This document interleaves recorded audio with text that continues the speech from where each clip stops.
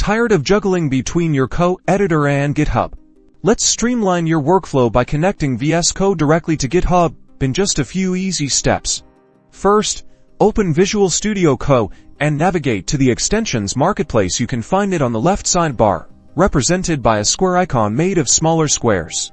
In the search bar at the top, type GitHub, look for the official GitHub extension, usually the first result, and click the Install button. Once the extension is installed, you'll see a source control icon. It looks like a branch symbol in the activity bar on the left side of your VS Code window. Click on this icon. If this is your first time, you might see a message like no source control providers registered. Don't worry.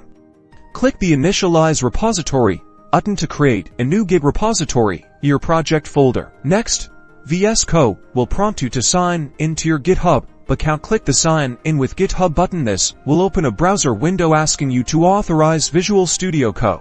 Review the permissions requested and click Authorize Visual Studio Code. Once authorized, VS Code will display your GitHub profile picture in the bottom left corner, confirming that you're successfully logged in. Now you can manage your repositories, commit changes, and collaborate directly from VS Code.